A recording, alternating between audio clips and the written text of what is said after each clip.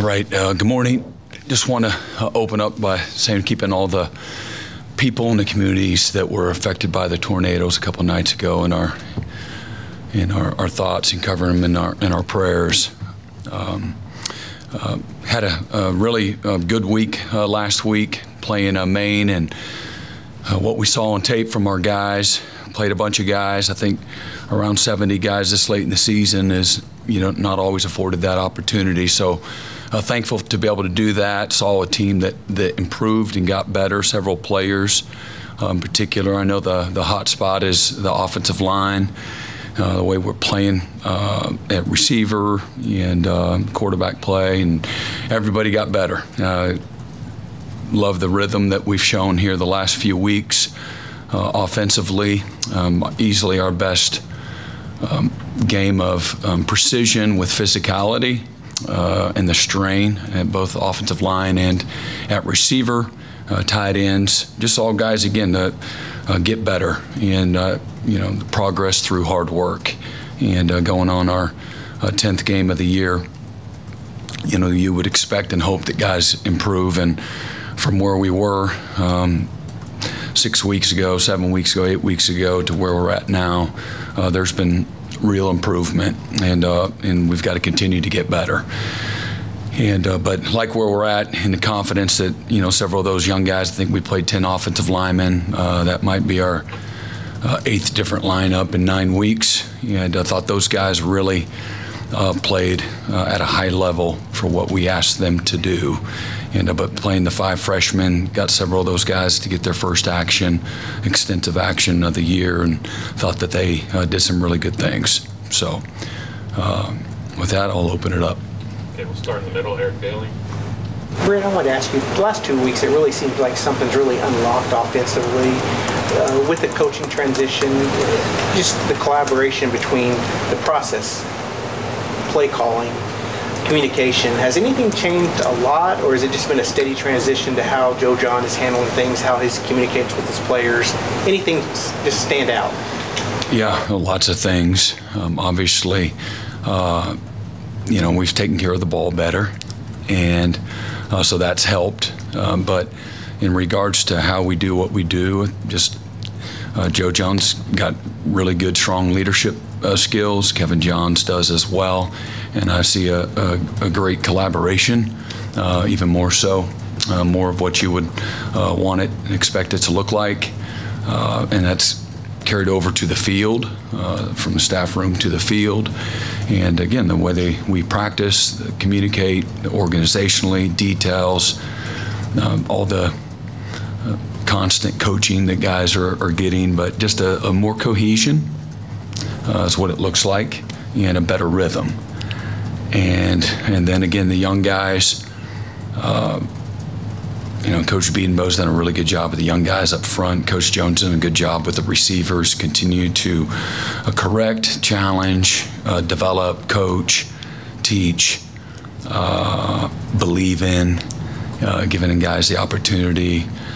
And I really feel like all of our leaders on our team have tried to encourage and help the young players in particular that need the seeds of encouragement and confidence. They got to do the work. They got to fight their own fight. You can't fight the fight for them, but locking arms with them, letting them know you're in the A gap with them is a real thing too. And our players have done that. The staff has done that.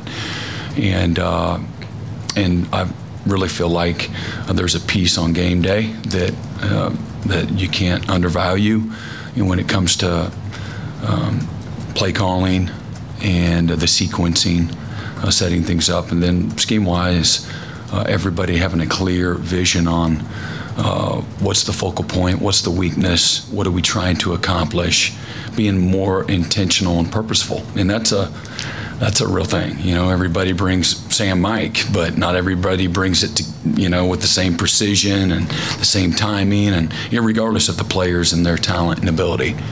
And so all of those things, I think we've done a little better job. And then Jackson has played incredibly efficiently. The numbers, I think I got the numbers here, since he's come back. in the South Carolina game, Jackson's completing 63%, of his throws, 631 yards, 5 touchdowns, no interceptions. So he's also a byproduct of all those things, that the offensive change has produced. Thanks, Brent. Mm-hmm. Ryan Aber? Yeah, Brent, at 5 wins now, obviously 6 gets you bowl eligibility. I wanted to ask you about that topic and the importance of continuing it from a player development standpoint, from just a momentum standpoint, and also the streak that this program has right now. Again, I haven't spent any time on the byproduct of focusing on trying to go 1-0 this week and finishing much better than what we started the season. That's where the focus has been. It's been in the work. It's been in the schemes. It's been in the transition in staff. It's been in where is Oklahoma beating Oklahoma, and what can we do to lean on the strengths of this football team and protect the weaknesses of this football team, all the while improving the football team. And there'll be a byproduct of that. And it's always important that we win and we put everything that we got into what winning requires. And so I don't spend any time on the disappointment piece. I don't spend any time on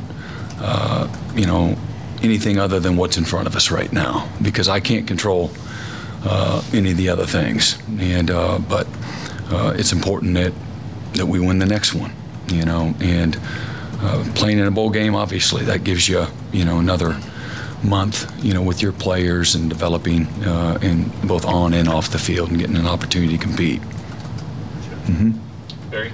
Brent, along those lines, we talk about how important a game might be, whether it's bowl, championship, whatever it might be, coach's future, all that stuff. How important is it, a game like this, get a road win against a Missouri team, like for your players, and sort of reinforce the idea that they're on the right track, and keeping people sort of optimistic and settled and those kinds of things? Yeah, I think it's important. That's a real thing to create some momentum here down the last stretch of the season, continue to create buy-in and reinforce, and again, the things that we've asked them to do.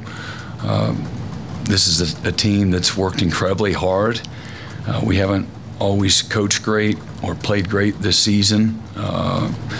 We've had to overcome a lot, been through a lot. Having gone through the fire, I do believe it's going to pay great dividends. And there are certain pieces of our team that have performed very well all year.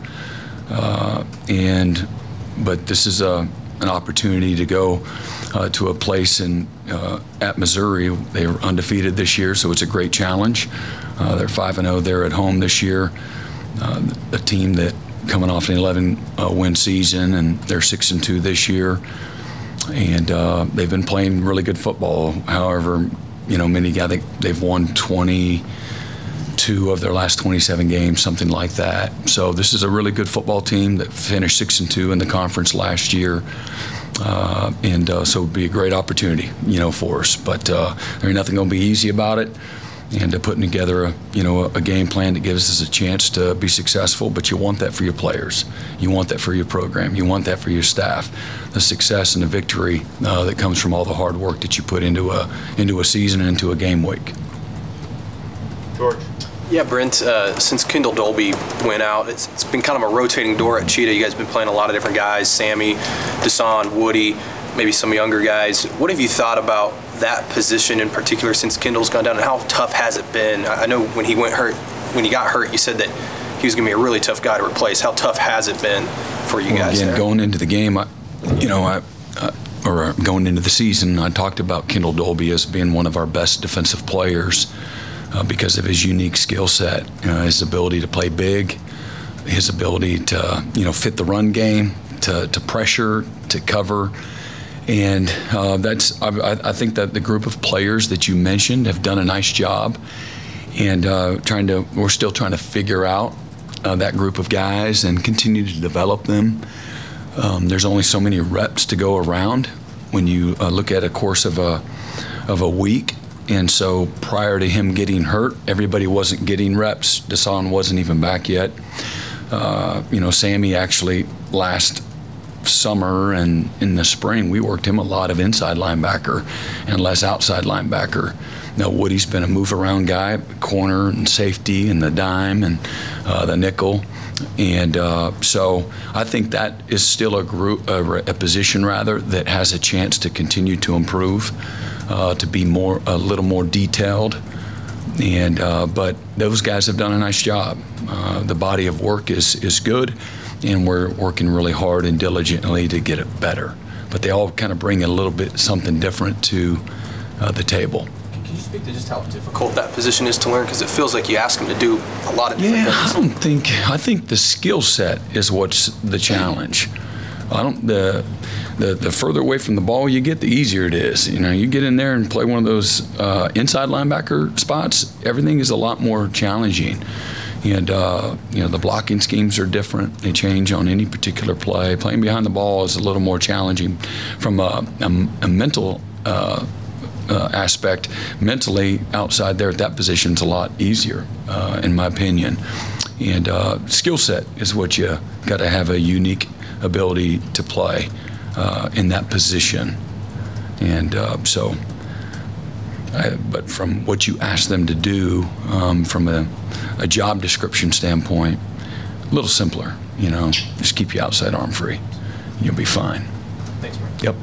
Ryan Chapman. Brent, Luther Burden, obviously one of the premier receivers in the country. You talked last night about how Missouri moves them kind of all over the place. What does that do for the younger members of your secondary? What extra challenges does that have as opposed to maybe a more traditional, just kind of straight up outside threat type guy, wide receiver? Yeah, I think it's important that guys do their job. Do you have to have awareness where he is? Yeah, he's got the most touches on the team when it comes to the receiving room. But they also got Theo Weiss. And they got really good tight ends, and they got really good backs. But he's one of the best players in all of college football.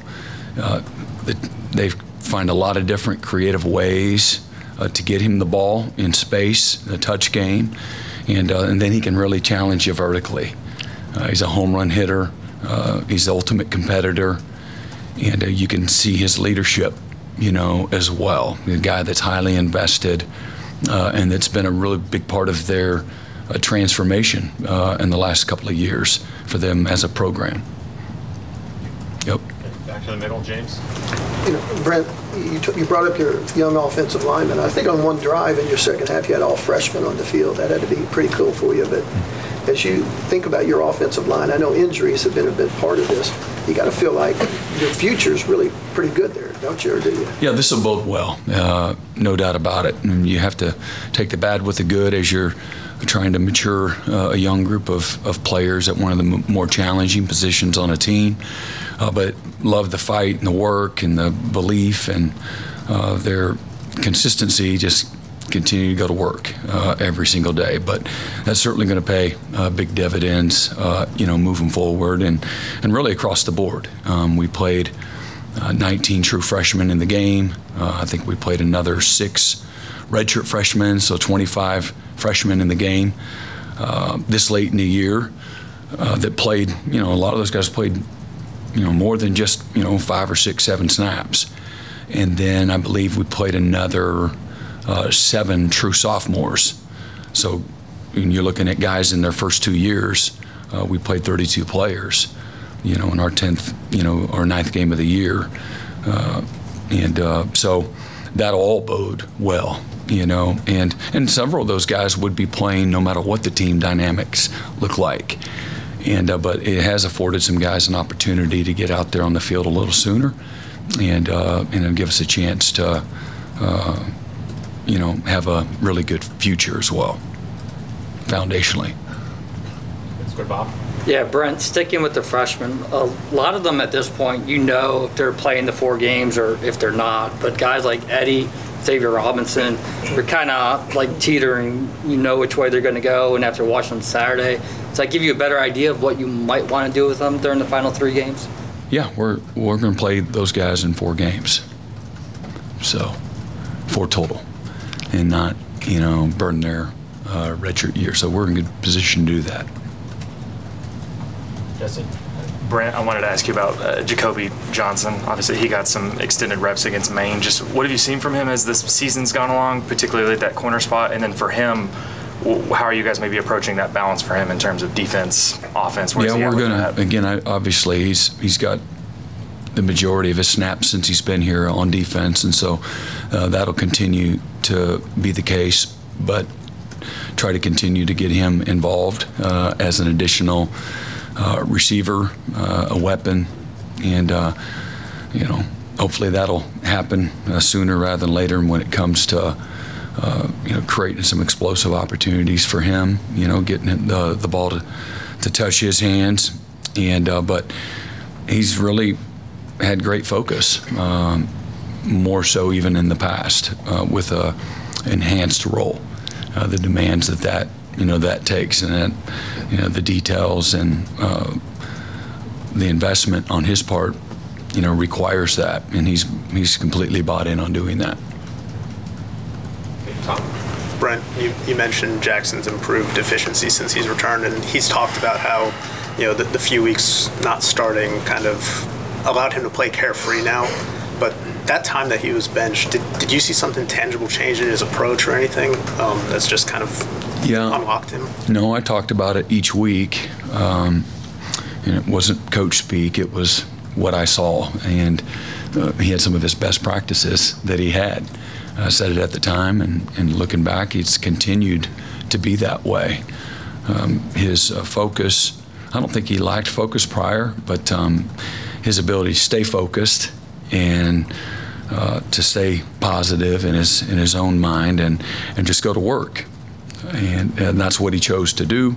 That helped him to continue to improve and get better. Again, this is a young player that again, has only started a handful of games in college, and so the development piece requires that you continue to stay consistent in your process and how you watch film, how you go to practice, how you take criticism, how you handle adversity in practice. Because it's real. We try to provide a game-like atmosphere for parts of practice every single day, competitive, quantifying opportunities where there's a winner and a loser, and everything you do matters. And so he chose to, instead of feel bad for himself and sorry for himself, instead of point the fingers and be paralyzed in the moment, he chose to grow and improve and get better and take ownership of all of his work. And so when he was asked to come back in the game, he was ready to do so. But he continued as though he was the starting quarterback when it came to his process, how he watched film, his mindset at practice, things of that nature. Okay, Mason? Yeah, Brent, David Stone gets in on Saturday. He gets his first sack and plays a bunch of snaps. Just how encouraging is that to see, and do you think he can even maybe help you a little bit more here in the home stretch? And again, a hard thing to do for a freshman, a true freshman, this late in the year, to continue to come in early and come after practice, know his new installation, be hard on himself. Again, same thing with Jackson, but taking ownership of where he needs to improve and work diligently, fundamentally in that part of practice, coming down and working a little bit of scout team work, and then coming back over to the varsity, like mixing that up every single day, and having a positive spirit has allowed him to be, he got our 12th man award for the first time this year, and for his play in the game. And there's a lot of good candidates for that, and but David won it because of his diligence and his consistency, his mindset, his humility, and a respect for all the work that it takes to continue to improve, but to have a great self-awareness about where he needs to work the hardest, and it allowed him to have an opportunity to get in the game and perform at a high level. And so I think that'll, a little bit of success and an opportunity to get in the game a little more so will probably be a little bit kind of the wind that sometimes we all need in ourselves to keep that thing going in the right direction to finish the year out. But proud of David and his performance on Saturday and the work that he's put in and improvement that he's made throughout the course of the year. Okay, second row middle, John. Yeah, Brent, it might be hard to quantify this, but you're pretty good at football, so I'll test you here. Missouri, can you kind of let the fans know, let the fan base know what Missouri looks like differently? What's different about them as an SEC school after a decade in the SEC than the Missouri that you used to compete against in the Big 12? How are they different? Bigger linemen, more 5 stars? Yeah, that's a good question. You know, when I finished up here the last few years, Missouri was #1 in the country. And Chase Daniel was a big part of that. They were building the program. Gary Pinkel, Hall of Fame coach. They did very well. And so I think they did a really good job of recruiting foundationally. I know they went through a few years that was rough, but they went to the SEC championship. I don't know what year, but I was at Clemson at the time. I think they might have played Auburn, Gus Malzahn. In the SEC championship. I went to the game. It was in Atlanta. Coach Hall was on the Auburn staff, so it's what I remember. But I would imagine, and I don't know everything, the ups and the downs, but all I would say is in the SEC, you're forced to look at things through a different lens, and the challenges of what you see week in and week out, the depth of it, and how you recruit and how you develop. How you scheme, all of those things are affected to some degree. It forces you to grow in different ways. And although it might be painful at times, I don't want to speak for everybody, it can be a real healthy change and an opportunity to grow differently. And I can't say, I don't know. I do know that last year was maybe their first year above 500 with Coach Drinkwitz. They've done a great job building the program. I don't know if this is year 5 maybe for him. So he's been there, and again, he's done a good job. And again, last year they were lights out. They were fantastic. Again, New Year's Day game, played in the Cotton Bowl, beat Ohio State 13-3. We're 6-2 in the SEC. Incredibly competitive even in their losses. I think I had something here that talked about something in that regard. That was all of us. 4 losses. I think their 4 losses were all 6, 3, and 4 points. They've been in 3 tight games this year. They won all 3 this year, but their 4 losses in their last 2 years have all been really, really tight games. So they've done a really good job building the program the right way. I think they're getting ready to spend a couple $100 million on some facility upgrades and things of that nature to be competitive. Because players want to win, they want to be developed, and what they call home every day matters. And so there's a real commitment in the SEC from a fan base standpoint, a facility standpoint, certainly a roster, that goes without saying, and it forces you to get better in every area. And if you don't, you'll get left behind. The series with them is kind of one-sided. Oklahoma's series with them, the record historically. But is it getting a little spicy with Missouri? They've got a couple of your former players. You've got one of theirs, with the transfer portal nowadays. Recruiting has been fun to follow when they get a guy that everybody thought was going to Oklahoma, that kind of thing. Yeah, they're a program that's going to recruit well in their own backyard. It's not spicy for me. Recruiting is incredibly competitive. Winning is incredibly hard. And we're programs that certainly there's a familiarity, but I don't think Eli was on the staff and part of any of the past Oklahoma, Missouri meetings, and what happens in the past doesn't have to necessarily have anything to do with what happens in the future, good or bad, and that doesn't mean it has to change either. But I believe in what's in front of you right now, and but spicy maybe for the media or the fans, but staff-wise, it hasn't. And in regards to Theo, our offensive staff at the time didn't feel like he was, and Theo probably felt the same. He wasn't a major part of what we were doing, and he's looking for an opportunity, and he was nothing but great. He was a really good leader, did everything that we asked of him, and what a great example of what opportunity and development looks like. And he's kept his head down and just worked.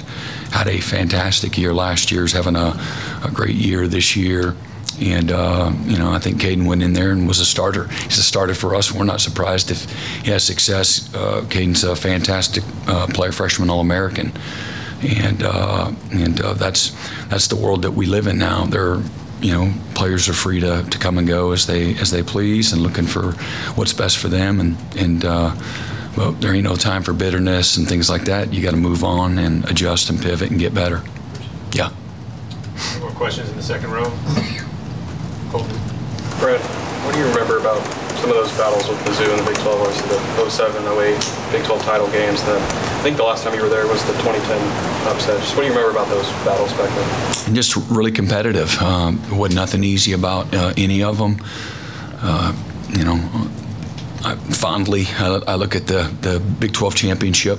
We played them in a few Big 12 championships. I can't say the exact years, but I know 7 was one, and we played them in maybe 8. Is that right? Yeah. 7 and 8 for Big 12 championships. One in Kansas City, one in Houston. Or was that San Antonio? San Antonio, where they were #1 in the country, going to the national championship. Our general manager, Curtis Lofton, was a linebacker on that team, and anyway. Just a lot of competitive games. We played them twice in 7 right out here, and we won that game. There were several turnovers. Jeremy Macklin was one of the players. Chase, what was his last name? Chase. Daniel. Is he still playing, right, in the NFL? I believe he's a backup in. Huh? Okay, just retired. What a great player. He was, and just amazing, just NFL career, but a lot of really good games, and it was always a challenge to go over. I remember when I think Brad Smith maybe was a true freshman, and we go over there and escaped. We escaped. We won that game. Matt McCoy, he throws with I think he had his receiver gloves on, and I think Chris Chester or somebody, was it Chris Chester, caught one with his elbows, fake. In the end zone, and I think we might have lost the game over there in 10. And so they're always competitive. Again, they've always. I don't remember Missouri being a team that wasn't really good and competitive as far as competing. I played against them in Columbia and competed against them as a coach while I was at Kansas State as well, and always a really good, tough chore. I remember Corby Smith, great quarterback they had. Corby Jones, and his dad was a coach. Corby Jones, great player. Some of the option, and so a lot of good fond memories. Again, 2 good programs going at it, and it'll be another great challenge for us this week. Back, Chris. Yeah, Brent, what have you seen from Brady Cook, and how different is the challenge if he's back and healthy for Missouri this week? I'm a big fan of his leadership and his toughness. The players, their program, they feed off of him. He's got great juice, and just he's fearless. I don't know his entire background, but he's a winner.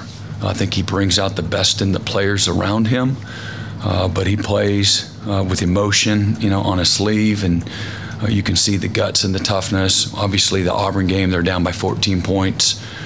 He gets banged up, goes out. The game's in balance. He goes to the hospital across the street and comes back in the game, as I said last night, with the Superman cape on, and takes him 13, 4th and 5, a long drive. They go down and they score to come from behind and win that game. But incredible competitor. I know he's somebody that the coaching staff, leans heavily on. He can do it all. He's a great runner. They were the best team in college football last year in the red zone. scoring touchdowns, and a lot of it was because of him. And they had a two-headed monster last year that I believe the SEC's leading rusher on their team and in their schemes and what they do. They've got two fantastic transfer running backs that have done a really nice job this year, a little bit banged up at running back and they're at quarterback, but he'll find a way to show up. I know he's just got a couple of games left, and you don't count that guy out. He's a great player. Okay, time for two more questions if there are any. James and then George. I thought Missouri really, I know their offense is celebrated, but their defense got better. What do you see in their defense when you watch them? Well, they're really good this year, statistically speaking. They don't give up much, and a year ago they were incredibly disruptive. Knew a lot of the same types of schemes. Their coordinator left and went to LSU in the out of season, but the rest of their staff stayed, and they really picked up where they left off of last year. They're stingy in everything that they do. One of the best in college football on third down. I think they're fourth in the country in that regard. They're giving up only under 20 points a game, so they're playing with great confidence, incredibly consistent. I know a couple of their guys, their safety, Joseph Charleston, was a really good player for us at Clemson, and he transferred there maybe 2 years ago and has done a really great job. And then Toriano Pride, I was been in his living room and at his high school, know his family well. Fantastic player. He's the first corner off the bench and all their stuff that they do there. They're playing really well at corner, and but they've got really good players. They've done a really nice job at developing their players. They got a system that those guys believe in, and they don't give up much. So they've done a great job. Okay, last one, George. Yeah, Brent, I know we have to wait for the availability report, but I'm wondering about Jalil and just how his rehab process has gone, and what's it say about him that he's worked so hard to come back? A lot of guys break their foot in the season opener, maybe they would just wait for next year, or he could go to the draft if he wanted to. What's it say about him working to come back this year for you guys? Yeah, I think he's a great competitor. He cares about this program. He cares about his teammates. He feels like his mission, his journey, it's not over here at Oklahoma, and he wants to have a legacy here. I think that's important for Jalil. He's had a lot of growth, development, transformation. He'll be the first to tell you that since he's been here. And but he loves to compete. As you watch him play, and if you never talked to him, but you watched how he plays, you would say a lot of those things. A guy that cares a lot, plays with great toughness and an edge. He's wide open. He can do a lot as a receiver, both explosively and challenge you vertically in the touch game. We've missed that piece, since he and Dion have been out. But I know he's working hard. He's got high hopes to contribute quickly, and they're out there with us last night in some capacity. And so, but the availability report, I think it starts tomorrow, and then we'll kind of go from there. Thanks, Brent. You got it. All right, y'all have.